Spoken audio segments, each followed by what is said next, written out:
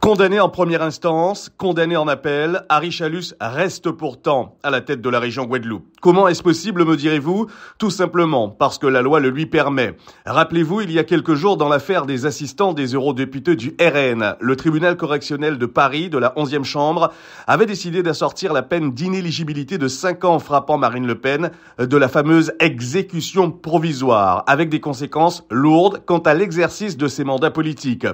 Il faut comprendre que l'exécution provisoire va à l'encontre du caractère logiquement suspensif de l'appel. Tant qu'un prévenu n'a pas été définitivement condamné, il n'y a pas lieu à l'exécution de la peine. C'est l'article 708 du Code de procédure pénale qui le dit. Il existe néanmoins quelques bonnes raisons pratiques pour imposer une exécution immédiate. Dans l'hypothèse de la peine d'inéligibilité, le Conseil constitutionnel a considéré que l'objectif louable d'assurer l'effectivité de la peine et de prévenir la récidive était de nature à justifier cette exécution provisoire. Il a également estimé pour le cas particulier des atteintes à la probité que l'exécution immédiate de la peine complémentaire obligatoire d'inéligibilité contribue à renforcer l'exigence de probité et d'exemplarité des élus et poursuivant ainsi un objectif de valeur constitutionnelle de sauvegarde de l'ordre public. Mais voilà, la Cour d'appel de Basse-Terre a bien confirmé ce mardi 20 mai la culpabilité d'Harry Chalus pour abus de confiance et dépassement du plafond de son compte de campagne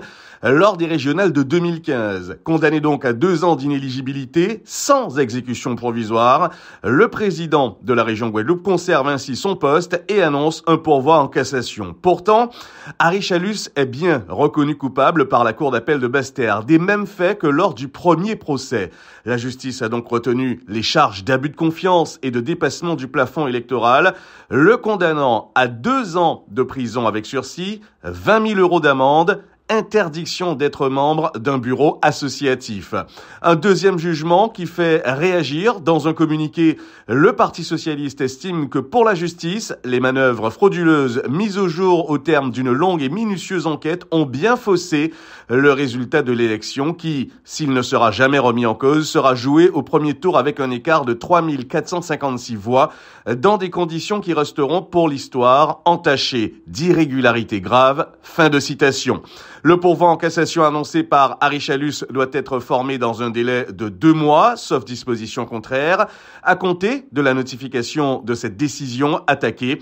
La déclaration de pourvoi se fait au greffe de la Cour de cassation par l'intermédiaire d'un avocat au Conseil. En attendant cet ultime jugement, il demeure donc à la tête de la collectivité majeure de Guadeloupe, le Conseil régional.